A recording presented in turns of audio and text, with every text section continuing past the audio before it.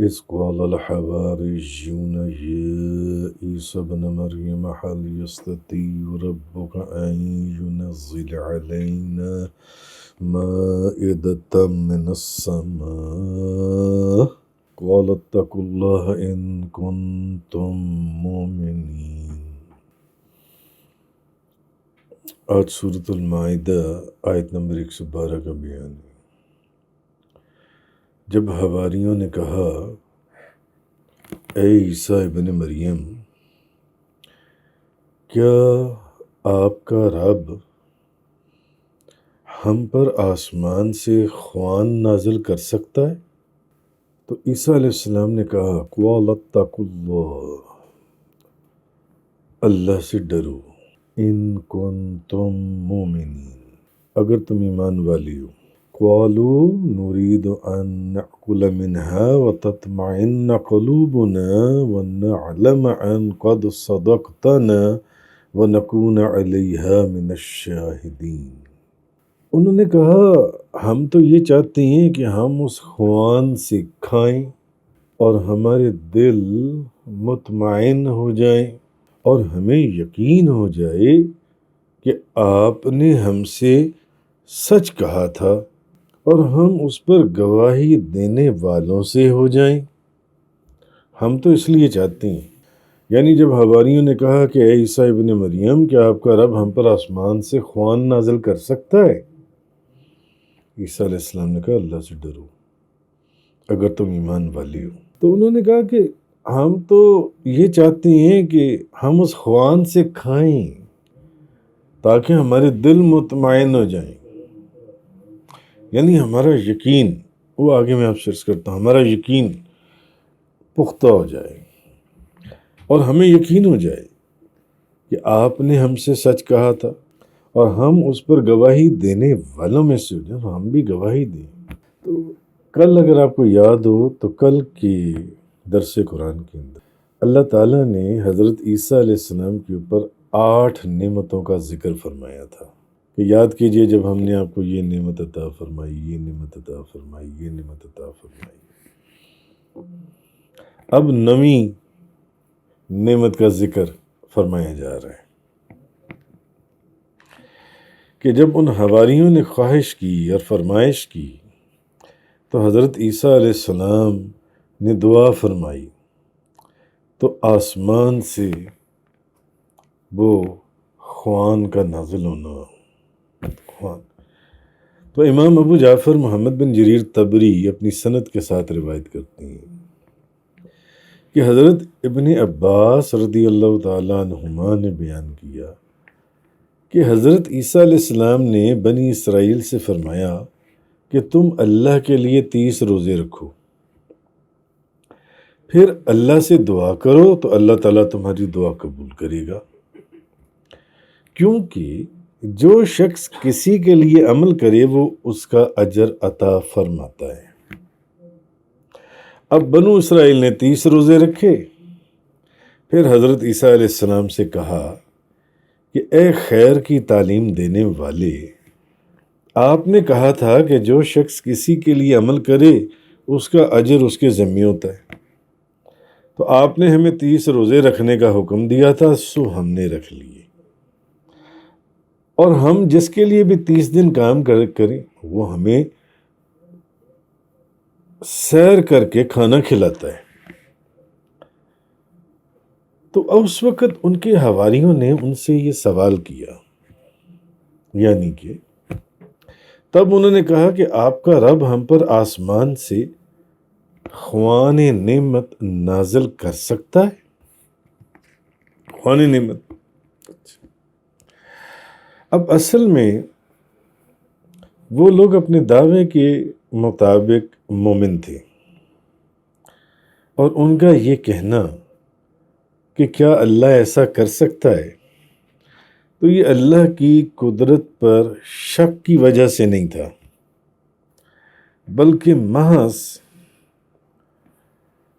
دل کو ایک اطمینان ہو جائے، یقین ان کا کامل ہو جائے، جیسے حضرت ابراہیم علیہ السلام نے فرمایا تھا کہ اے میرے رب، گو کہ حضرت ابراہیم علیہ السلام کا پورا ایمان تھا اور انہیں پورا یقین تھا حضرت ابراہیم علیہ السلام کو کہ اللہ تعالیٰ مردوں کو زندہ کر سکتا ہے. حضرت ابراہیم علیہ السلام کو معلوم تھا کہ اللہ مردوں کو زندہ کر سکتا ہے، مگر پھر بھی انہوں نے کیوں کہا کہ اے میرے رب تو مجھے دکھا کہ تو کس طرح مردوں کو زندہ کرتا ہے. کیوں؟ ایک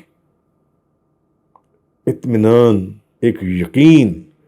اور کہ دیکھ کر جو یقین کامل تو ان کو پہلے ہی تھا. اچھا، دوسرا یہ کہ وہ حضرت عیسیٰ علیہ السلام سے پوچھ رہے تھے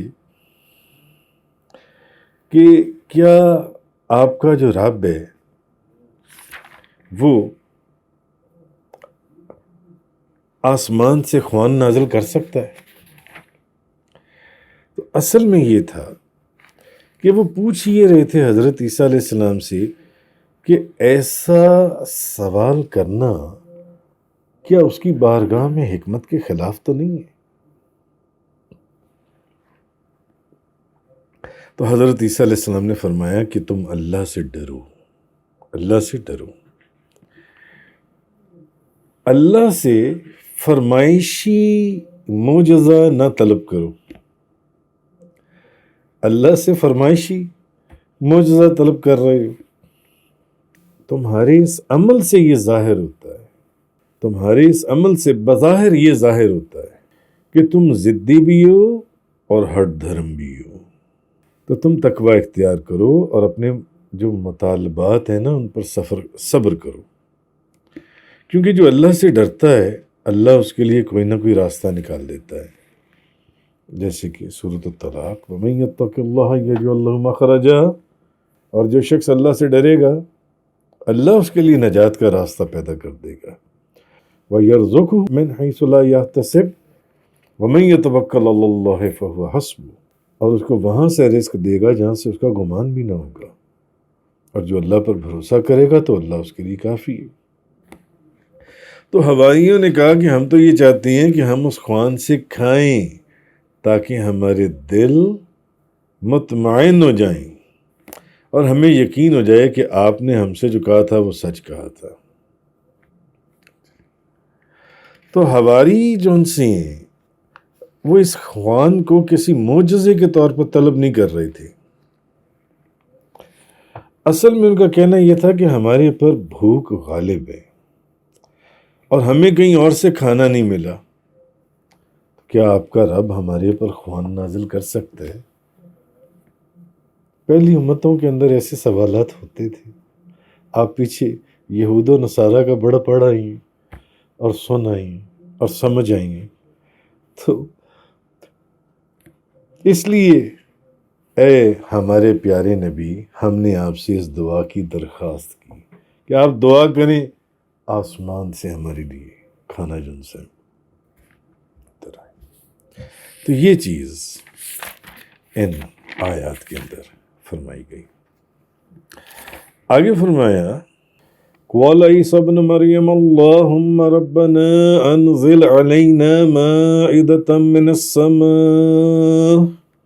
اب عیسیٰ ابن مریم نے دعا کی، اے ہمارے رب ہم پر آسمان سے کھانے کا خوان نازل فرما. تَكُونُ لَنَا عِيدًا لِأَوَّلِنَا وَآخِرِنَا وَآيَةً مِّنكَ وَارْزُقْنَا وَأَنتَ خَيْرُ الرَّازِقِينَ. انہوں نے دعا کی عیسیٰ علیہ السلام نے کہ اے ہمارے رب ہم پر آسمان سے خوان، کھانے کا خوان نازل فرما تاکہ وہ دن ہمارے اگلوں اور پچھلوں کے لیے عید ہو جائے. آسمان سے کھانے کا خوان نازل فرما، اور جس دن وہ خوان نیچے اترے وہ دن ہمارے پہلوں اور بعد والوں کے لیے عید کا دن بن جائے اور تیری طرف سے نشان ہو جائے. وَارْزُقْنَا وَأَنْتَ خَيْرُ الرَّازِقِينَ، اور ہمیں رزق عطا فرما اور تو سب سے بہتر رزق عطا فرمانے والا ہے. آیت نمبر 114. ترمذی شریف کی روایت ہے، حضرت عمار بن یاسر بیان کرتی ہیں کہ رسول اللہ صلی اللہ علیہ وسلم نے فرمایا، آسمان سے جو خوان نازل کیا گیا تھا اس میں روٹیاں تھیں اور اس میں گوشت تھا۔ ان کو حکم دیا گیا تھا کہ وہ اس میں خیانت نہ کریں اور نہ اس میں سے کوئی کل کے لیے بچا کر رکھیں۔ تو نبی کریم صلی اللہ علیہ وسلم فرماتی ہیں انہوں نے خیانت بھی کی، اور جیسے انہیں سمجھایا گیا تھا، اللہ کے نبی نے سمجھایا تھا نہ خیانت کرنا اور نہ کل کے لیے بچا کے رکھنا، مگر انہوں نے بات نہیں مانی۔ تو جن لوگوں نے جنہوں نے خیانت بھی کی اور بچا کر بھی رکھا، دیکھیے خیانت کرنے والوں کے لیے جو کسی کے مال میں، کسی کی چیز میں، یا جس چیز کے اوپر ان کو اس کی حفاظت کے لیے یا ان کو امانتاً دی جائے اور حکم دیا جائے کہ ایسا کیا جائے، اور پھر بھی وہ اس میں خیانت کریں، تو کل کے لیے بچا کر بھی انہوں نے خیانت بھی کی، مانے نہیں، اور کل کے لیے بچا کر بھی رکھا، سو ان کو مسخ کر کے بندر اور خنزیر بنا دیا گیا۔ ترمذی شریف کی حدیث ہے۔ اچھا، یہاں مولانا سید محمد نعیم الدین مراد آبادی خزائن العرفان میں وہ لکھتی ہیں کہ یعنی ہم اس خوان طعام کے نزول کے دن کو عید بنائیں۔ قرآن یہ کہہ رہا ہے کہ جس دن وہ خوان نازل ہو، جس میں روٹیاں بھی تھی، گوشت بھی تھا، اور کچھ روایات اور بھی ہیں کہ ان میں یہ چیزیں بھی تھیں، پھل بھی تھے، فروٹ بھی تھے، سبزیاں بھی تھیں، جو بھی تھا۔ اچھا، وہ فرماتے ہیں کہ اس دن کو قرآن یہ کہہ رہا ہے کہ عید کا دن بناؤ۔ انہوں نے کہا نا عید کا دن، اس کی تعظیم کریں اور اس دن خوشیاں منائیں۔ سید نعیم الدین مراد آبادی فرما رہے ہیں کہ ہم اس خوان طعام کے نزول کے دن، جس دن وہ طعام آسمانوں سے نازل ہوا، اس دن کو ہم عید منائیں، اس دن کی ہم تعظیم کریں، خوشیاں منائیں اور اس کی عبادت کریں، شکر بجا لائیں۔ آپ فرماتے ہیں اس سے معلوم ہوا کہ جس روز اللہ کی خاص رحمت نازل ہو، اس دن کو عید بنا لینا،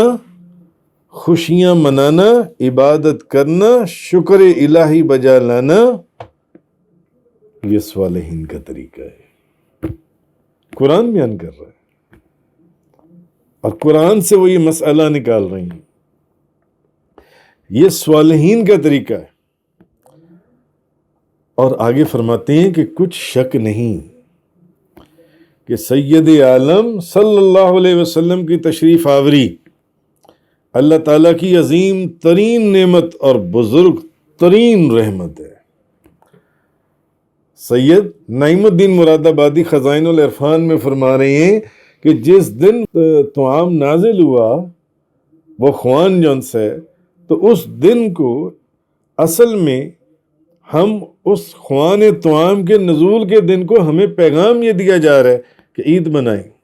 اس کی تعظیم کریں، خوشیاں منائیں، اس کی عبادت کریں، اس کا شکر بجا لائیں۔ تو معلوم ہوا کہ جس روز اللہ کی رحمت نازل ہو، اس دن کو عید منا لینا، خوشیاں منانا، عبادتیں کرنا اور اس کا شکر ادا کرنا، یہ صالحین کا طریقہ ہے۔ اور آگے فرماتے ہیں کہ کچھ شک نہیں کہ نبی کریم صلی اللہ علیہ وسلم سید عالم صلی اللہ علیہ وسلم کی تشریف آوری اللہ کی عظیم ترین نعمت اور بزرگ ترین رحمت ہے۔ یعنی اس خوان کے ایک طرف خوان نازل ہو تو وہ حضرت عیسیٰ علیہ السلام اس دن کو عید کا دن بنا لیں، تو جس دن جن کا صدقہ خوان نہیں ساری کائنات بنائی گئی. تو اس لیے حضور صلی اللہ علیہ وسلم کی ولادت مبارکہ کے دن عید منانا آگے لکھتے ہیں، اور میلاد شریف پڑھ کر اللہ کا شکر بجا لانا، یعنی اس دن نبی کریم صلی اللہ علیہ وسلم آئے، حضور کی پیدائش مبارک کے یعنی کہ پیدائش مبارک کا ذکر کرنا جی، اور ایک خوشی کو محسوس کرنا، سرور حاصل کرنا، مستحسن و محمود، اور یہ اللہ کے مقبول بندوں کا طریقہ ہے جو قرآن نے بتایا ہے. تو جس مہینے میں نبی کریم صلی اللہ علیہ وسلم کی ولادت ہوئی اس میں میلاد شریف کو منانا یہ اچھی بدعات میں سے ہے، مستحب بدعات میں سے ہے. اور اس بدعت کو ایجاد کرنے والا اربل کا بادشاہ مظفر تھا. اور حافظ ابن کثیر نے البدایہ والنہایہ میں لکھا کہ وہ جو بادشاہ تھا وہ ربیع الاول شریف میں میلاد شریف منعقد کیا کرتا تھا، میلاد شریف کی محفل کیا کرتا تھا، اور بہت عظیم و شان جلسے کا انتظام کرتا تھا. اور اس بادشاہ کی بادشاہی بہت عرصے تک قائم رہی، اور وہ 636 ہجری میں فوت ہوا. اور وہ بہت بہادر، نیک، عادل اور ذہین بادشاہ تھا. اور پھر اتنا زبردست اور بڑا وہ میلاد کرتا تھا نبی کریم صلی اللہ علیہ وسلم کا کہ وہ اس محفل کے اندر بے شمار علماء اور صوفیاء کو بلاتا تھا، دعوت دیتا تھا. اور اس محفل کے اوپر جو نبی کریم صلی اللہ علیہ وسلم کے میلاد کی خوشی میں وہ بادشاہ اربل کا مناتا تھا، 3 لاکھ دینار خرچ کرتا تھا اس محفل کے اوپر. تو علامہ نووی کے استاذ شیخ ابو شامہ نے میلاد شریف کی رات کثرت کے ساتھ صدقہ اور خیرات کرنے پر اس بادشاہ مظفر کی بہت تعریف کی ہے. اور علامہ ابو شامہ کی مفسرین فرماتے ہیں کہ یہ تعریف شب ولادت میں میلاد شریف منانے کے بدعت حسنہ ہونے پر بہت بڑی دلیل ہے. تو علامہ ابو شامہ کی عبارت آگے یہ لکھتے ہیں کہ ہمارے زمانے میں نبی کریم صلی اللہ علیہ وسلم کی ولادت کے دن جو میلاد شریف منایا جاتا ہے اور صدقہ اور خیرات کیا جاتا ہے اور خوشی کا اور سرور کا اور مسرت کا اظہار کیا جاتا ہے، یہ سب سے اچھی اور نیک بدعت ہے.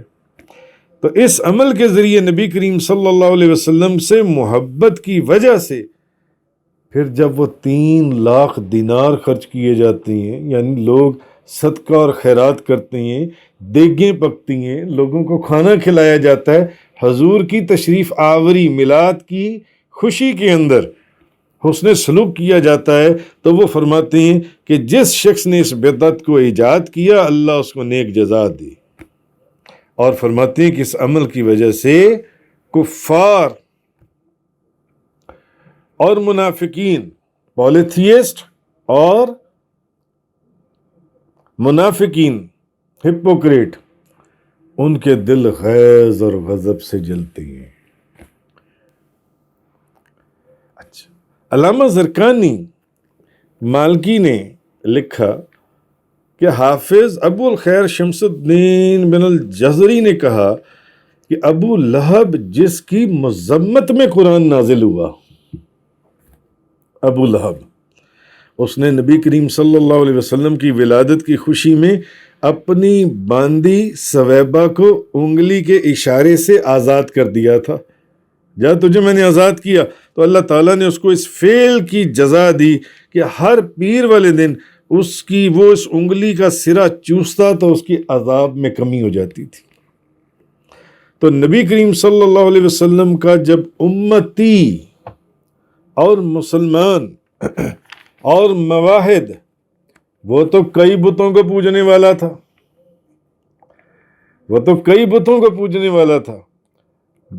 مواحد جو ایک خدا کی وحدانیت کے پر یقین رکھتا ہے اور پھر حضور کا امتی بھی ہو اور پھر مسلمان بھی ہو،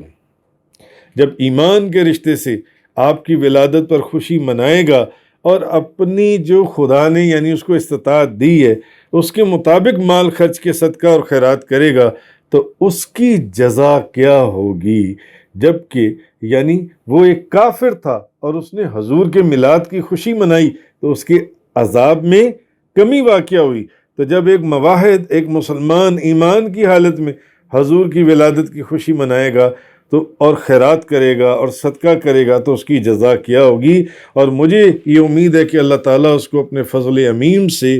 جنت کے باغوں میں داخل کر دے گا، جنت کے باغوں کے اندر۔ تو حافظ ابن حجر اسقلانی نے ایک سوال کے جواب میں کہا کہ مجھ پر میلاد شریف منانے کی، آپ فرماتے ہیں حافظ ابن حجر اسقلانی فرماتی ہیں کہ میرے اوپر میلاد شریف منانے کی اصل ظاہر ہوئی وہ یہ ہے کہ صحیح بخاری اور صحیح مسلم کی ایک حدیث ہے کہ جب نبی پاک صلی اللہ علیہ وسلم مدینہ منورہ تشریف لائے تو آپ نے دیکھا کہ یہودی جو ہیں یہ وہ عاشورہ 10ویں محرم کا روزہ رکھتے تھے۔ تو آپ نے ان سے وجہ پوچھی کہ بھئی تم 10ویں محرم کا روزہ کیوں رکھتے ہو؟ تو انہوں نے کہا اس دن اللہ تعالیٰ نے فرعون کو غرق کیا تھا اور حضرت موسیٰ کو نجات دی تھی، تو ہم اس دن بطور شکر کے روزہ رکھتے ہیں۔ تو حافظ ابن حجر اسقلانی فرماتے ہیں کہ اس سے معلوم ہوا کہ جس معین دن میں اللہ کی کوئی نعمت حاصل ہو اس دن اللہ کا شکر ادا کرنا چاہیے، کہ جس دن فرعون غرق ہوا تھا اور موسیٰ علیہ السلام کو اللہ نے نجات عطا فرمائی تھی ان سے، ایک نعمت تو ہے، بہت بڑی نعمت ہے، تو اس دن اس شکرانے کے اندر روزہ رکھنا۔ تو جس دن تاجدار دو جہاں، شاہ سوار لا مکاں، مالک زمین و آسماں، روح کن فکاں، نبی کریم صلی اللہ علیہ وسلم کی تشریف آوری ہوئی، اس نعمت کا کیوں شکر نہ منایا جائے؟ اچھا خیر آگے فرماتے ہیں اور نبی کریم صلی اللہ علیہ وسلم کی ولادت اور آپ کے ظہور سے بڑھ کر اور کون سی نعمت ہوگی؟ جس دن آپ کی ولادت ہوئی اس دن عبادتیں کرنا، نوافل پڑھنا، روزہ رکھنا، صدقہ اور خیرات کرنا یعنی دیگیں پکانا، میلاد کی خوشی میں مہمانوں کو بلانا اور تلاوت کرنا اور ان عبادات سے اللہ کا شکر بجا لانا، وہ فرماتے ہیں اس حدیث کے مطابق ہے۔ یہاں سے پتہ چلا میرے اوپر میلاد کی اصل جون سی نا وہ ظاہر ہوئی۔ تو اس سے یہ گفتگو آگے جتنی بھی کرتے چلے جائیں یہ بڑھتی چلی جائے گی۔ تو اللہ تعالیٰ نے یہ چیز جن سی ہے تو اصل چیز یہ ہے کہ یہ جو اللہ پاک نے فرمایا قال عیسی ابن مریم اللہم ربنا انزل علینا مائدة من السماء تکون لنا عیدا لأولنا وآخرنا وآیة منک وارزقنا وانت خیر الرازقین۔ عیسیٰ ابن مریم نے دعا کی ہے ہمارے رب ہم پر آسمان سے کھانے کا خوان نازل فرما تاکہ وہ دن ہمارے اگلوں اور پچھلوں کے لیے عید ہو جائے اور تیری طرف سے نشان ہو جائے اور ہمیں رزق عطا فرما، تو سب سے بہتر رزق عطا فرمانے والا ہے۔ آگے فرمایا آیت نمبر 115 کے اندر قال اللہ انی منزلها علیکم، اللہ نے فرمایا بے شک میں اس خوان کو تم پر نازل فرمانے والا ہوں۔ فَمَن يَكْفُرْ بَعْضُ مِنْكُمْ فَإِنِّي أُعَذِّبُهُ عَذَابًا لَا أُعَذِّبُهُ أَحَدًا مِّنَ الْعَالَمِينَ۔ اللہ نے فرمایا میں اس خوان کو تم پر نازل فرمانے والا ہوں، نازل کرنے والا ہوں، مگر ایک بات سوچ لینا، سمجھ لینا، یعنی نازل فرمانے والا ہوں، پھر تم میں سے جو شخص اس کے بعد کفر کرے گا تو میں ضرور اس کو ایسا عذاب دوں گا، ایسا عذاب جو تمام جہان والوں میں سے کسی کو بھی نہ دوں گا۔ اب اس کے بعد بھی اگر ایسا کیا تو پھر دیکھ لینا کہ عذاب ایسا نازل ہوگا کہ پھر ایسا عذاب جن سے وہ کسی اور کو نہ دیا ہوگا۔ تو اصل میں اس مائدہ کو نازل کرنے اور تمہیں اس کا طعام کھلانے کے بعد اب جس نے میرے نبی کی نبوت کا اعلان نہ کیا اور انکار کیا پہلے تو فرمائشی معجزہ مانگ لیا نا، فرمائش کر دی، اور میرے نبی نے دعا کر دی کہ یا اللہ نازل فرما دے. تو اب اگر اس کے بعد بھی جس نے میرے نبی کی نبوت کا انکار کیا اور میرے احکامات کی اطاعت کرنے سے روح گردانی کی، تو میں اس کو ایسا عذاب دوں گا جو اس سے پہلے کسی کو نہیں دیا ہوگا، اس سے پہلے کسی کو نہ دیا ہوگا.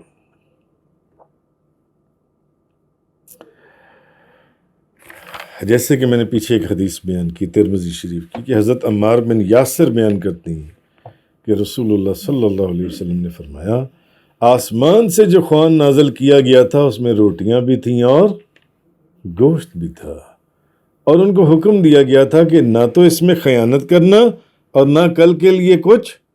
بچا کر رکھنا، مگر انہوں نے خیانت بھی کی اور کل کے لیے بچا کے بھی رکھ لیا، سو ان کو مسخ کر کے بندر اور خنزیر بنا دیا گیا. اس لیے اللہ پاک نے فرمایا کہ اللہ نے فرمایا بے شک میں اس خوان کو